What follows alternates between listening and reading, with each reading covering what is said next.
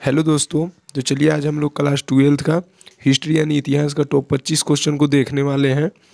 चलिए फटाफट से आप लोग आंसर इसका कमेंट में बताइएगा। और हाँ फ्रेंड, अगर आपको इसका पीडीएफ डाउनलोड करना है तो आप लोग टेलीग्राम चैनल ज्वाइन कर लीजिएगा, वहाँ पे आपको इसका पीडीएफ मिल जाएगा। बताइएगा फ्रेंड्स, एक नंबर क्वेश्चन का आंसर क्या हो जाएगा। महाभारत का युद्ध कितने दिनों तक चला था। बताना है कि महाभारत का युद्ध कितने दिनों तक चला था। 15 दिन, 16 दिन, या फिर 17 दिन, या फिर 18 दिन। बताइए कि महाभारत का युद्ध कितने दिनों तक चला था। तो महाभारत का युद्ध 18 दिनों तक चला था, यानी कि option number D right answer हो जाएगा एक नंबर का। चलिए दूसरा नंबर बताइएगा। दूसरा नंबर क्या बोल रहा, रामायण के रचयिता कौन है। बताना है कि रामायण के रचयिता कौन है। महर्षि वाल्मीकि, तुलसीदास, महर्षि वेदव्यास, या फिर कृष्ण। रामायण के रचयिता कौन है। तो रामायण के रचयिता महर्षि वाल्मीकि है, यानी कि option number A right answer हो जाएगा। चलिए तीसरा नंबर बताइएगा। तीसरा नंबर क्या बोल रहा, मनुस्मृति में कितने प्रकार के विवाह का उल्लेख किया गया है। बताना है कि मनुस्मृति में कितने प्रकार के विवाह का उल्लेख किया गया है। 4, 6, 8 या फिर 10। मनुस्मृति में कितने प्रकार के विवाह का उल्लेख किया गया है। तो आपका राइट आंसर हो जाएगा 8, यानी कि मनुस्मृति में 8 प्रकार के विवाह का उल्लेख किया गया है, यानी कि option number C right answer हो जाएगा। चलिए चौथा नंबर बताइएगा।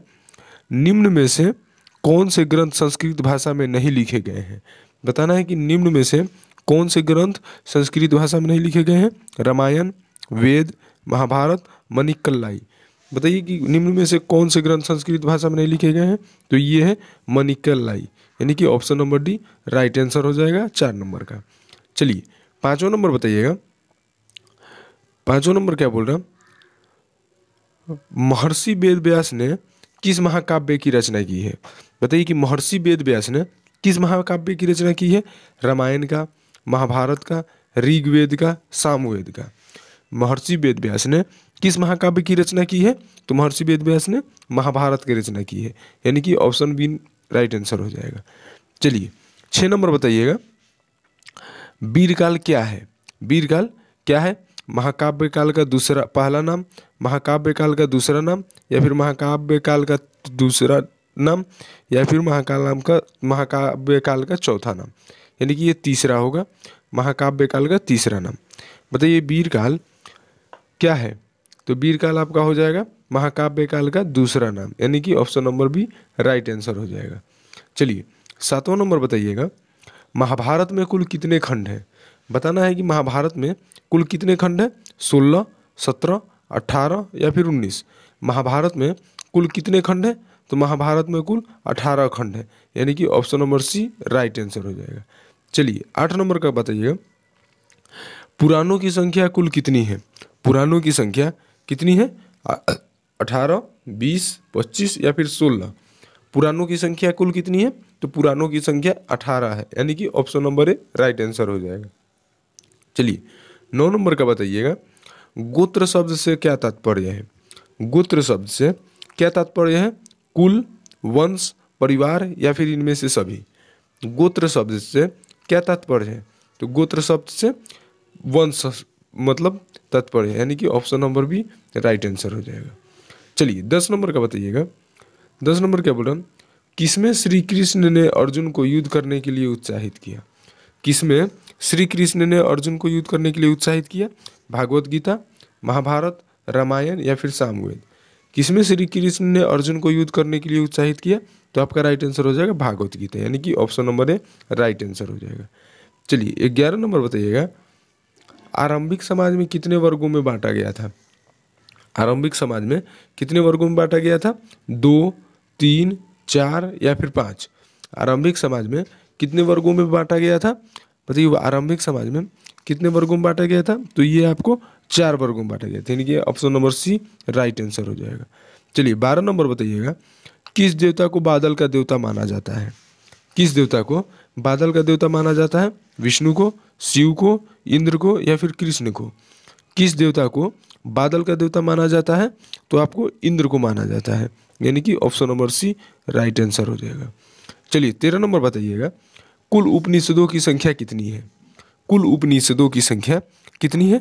100, 108, 200 या फिर 225। कुल उपनिषदों की संख्या कितनी है। बताइए 13 नंबर का कुल उपनिषदों की संख्या कितनी है? तो ये 108 है, यानी कि option number B right answer हो जाएगा। चलिए 14 नंबर बताइएगा, कुल वेदों की संख्या कितनी है? बताइए कुल वेदों की संख्या 4, 5, 6 या फिर 8। कुल वेदों की संख्या कितनी है? तो कुल वेदों की संख्या 4 है, ऋग्वेद, सामवेद, अथर्ववेद और यजुर्वेद। चलिए 15 नंबर बताइएगा, वैदिक सूक्तों या मंत्रों के संग्रह को क्या कहा जाता है? वैदिक सूक्तों या मंत्रों के संग्रह को क्या कहा जाता है? संहिता, मंत्र संग्रह, वैदिक संग्रह, इनमें से सभी। वैदिक सूक्तों एवं मंत्रों के संग्रह को क्या कहा जाता है? तो संहिता कहा जाता है, यानी कि option number A right answer हो जाएगा। चलिए 16 नंबर बताइएगा, सबसे प्राचीनतम वेद कौन सा है? सबसे प्राचीनतम वेद बताना है। ये चारों वेद हैं, इसमें से सबसे प्राचीनतम बताइए कौन है? सामवेद, ऋग्वेद, यजुर्वेद या फिर अथर्ववेद। सबसे प्राचीनतम वेद कौन सा है? तो सबसे प्राचीनतम इसमें ऋग्वेद है, यानी कि option number B right answer हो जाएगा। चलिए 17 नंबर बताइएगा, किस वंश के शासक के नाम के साथ उनके माता का नाम जुड़ा होता है?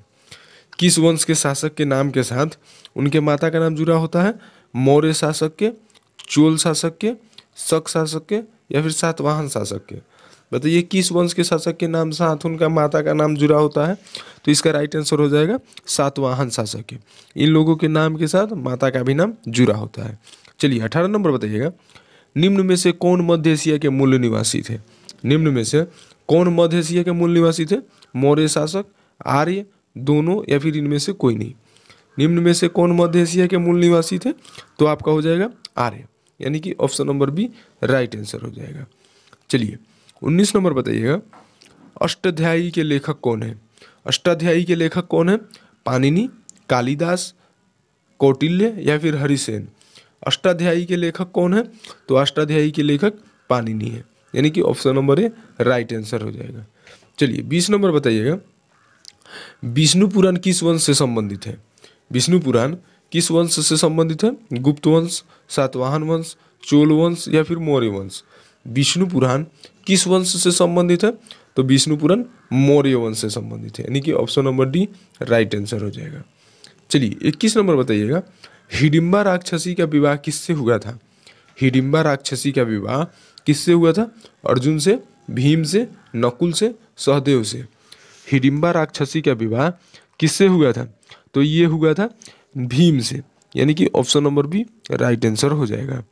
चलिए 22 नंबर का बताइएगा, महाभारत के मुख्य कथा कितने परिवार के बीच युद्ध का चित्रण है? महाभारत के मुख्य कथा कितने परिवार के बीच हुए युद्ध का चित्रण है? 2, 3, 4 या फिर 5। बताइए कौन सा हो जाएगा? महाभारत के मुख्य कथा कितने परिवार के बीच युद्ध का चित्रण है? तो ये 2 है, यानी कि option number B, option number A right answer हो जाएगा। चलिए 23 नंबर का बताइएगा, पांडुलिपियों के परियोजना को पूरा करने में कितने वर्ष लगे? पांडुलिपियों के परियोजना को पूरा करने में कितने वर्ष लगे? 47 वर्ष, 45 वर्ष, 24 वर्ष या फिर 25 वर्ष। पांडुलिपियों के परियोजना को पूरा करने में कितने वर्ष लगा? तो इसका राइट आंसर हो जाएगा आपका 47 वर्ष, यानी कि option number A right answer हो जाएगा। चलिए 24 नंबर बताइएगा, महाभारत में पांडव और कौरव किस वंश से संबंधित है? कुरुवंश से, सूर्यवंश से, दैव्यवंश से, राक्षस वंश से। महाभारत में पांडव और कौरव किस वंश से संबंधित है? तो ये कुरुवंश से संबंधित है, यानी कि option number A right answer हो जाएगा। चलिए 25 नंबर बताइएगा, सबसे प्राचीन पुराण कौन सा है? सबसे प्राचीन पुराण कौन सा है? विष्णु पुराण, वायु पुराण, मत्स्य पुराण, इनमें से कोई नहीं। सबसे प्राचीन पुराण कौन सा है? तो ये है मत्स्य पुराण, यानी कि option number C right answer हो जाएगा। ओके फ्रेंड्स, आपका क्वेश्चन यहीं पे समाप्त होता है, फिर मिलते हैं अगले वीडियो में, तब तक के लिए बाय बाय।